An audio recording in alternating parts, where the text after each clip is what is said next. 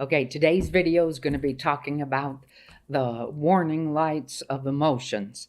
And I'm going to use a neat illustration that hopefully will help you remember this lesson and to think about it as you try to deal with your anxiety and panic and depression. I want to start with old cars. When they were first made, they had a whole bunch of gauges on the dashboard, okay? And this is I drew just a picture of what it might look like, okay? They probably even had a lot more. The first cars that came out were only owned by people who really knew a lot about mechanics and vehicles and that kind of thing. And so they needed lots of gauges to tell them what was going on with the car. If the fuel was low, they would put gas in it. If one of the tires showed that it was low, they would put air in it.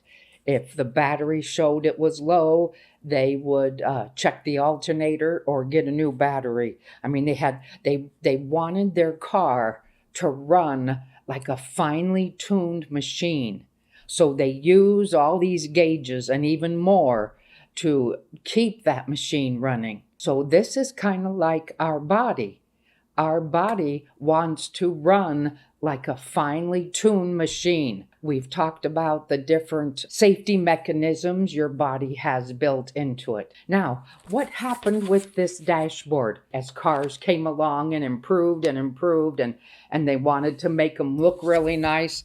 Well, they got rid of a whole bunch of these gauges and they came up with just a couple. Some of the cars now only have a check engine light and a low fuel light. When this check engine light comes on, it can mean anything from it's time for an oil change, or there's a gauge inside that needs to be monitored, or it could mean that your engine is about to explode. It could mean a lot of things. It's very hard to tell. So when this light came on, you went to get some help, okay? A low fuel light might come on. Now, in some cars, that means you have 35 to 40 miles to drive before you actually run out of gas. But in some cars, you may only have 10 miles. Don't know. The car doesn't tell you. You just have these two lights to go by.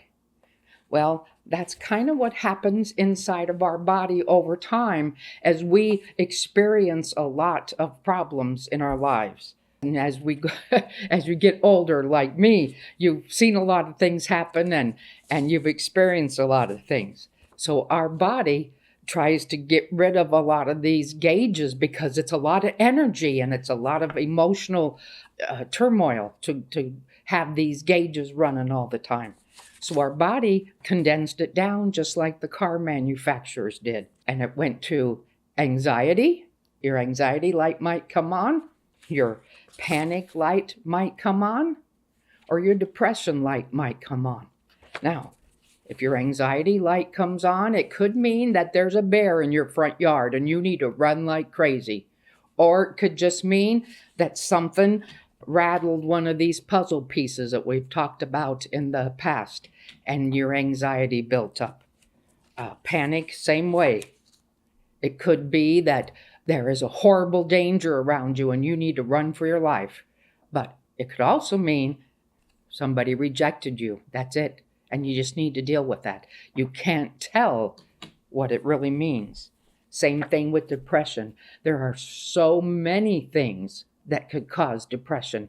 It's so hard to tell because this is sometimes our body's go-to reaction to a lot of things that go on in our life. So what do we do when these lights come on? Just like the car manufacturer's check engine light comes on, you go to a mechanic and get it checked. Low fuel comes on, you go and you better get gas as soon as you can. I never let mine get down to where the light comes on. What we've learned in the process is how to actually keep our body running like a finely tuned machine.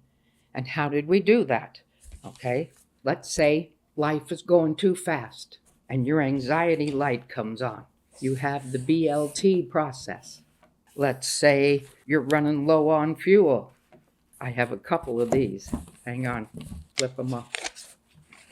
You have the establishing home, finding balance to quiet that needing more fuel. I also have in there the stress jar. If you remember the stress jar, making sure there aren't too many people pulling too many things out of you and you haven't filled it back up, okay? If your water is low, once again, that's establishing home, meeting your very basic needs. Tires running low, you're going to probably meet your basic needs, but you're also going to do some things that you enjoy. Remember at the very beginning we talked about making sure you have things in your life that you enjoy and that bring you pleasure. I said that some of mine is crocheting and doing puzzles and then just spending time with family and friends. If your tires are running low, some things you might do is some things that relax you. Once again, crocheting relaxes me. Doing crossword puzzles relaxes me, okay? Oh, here we are. Here's our stress jar. I knew I had that in there somewhere.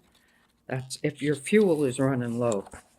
So that's why we've talked about all these things, because we want to show you how to make your body and your mind and your emotions run like a finely tuned machine. And the main thing I want to get across to you is that when these lights come on, anxiety, panic, and depression, these are not how you need to live. These are just warning lights, okay? They are not absolute truths. They're just warning lights. And it means that something inside of you needs to be addressed. And it may even get down to the point, if you've done all these things that we've talked about, it may mean that you need to go to a professional and get some help with some things. And that might be where it gets down to.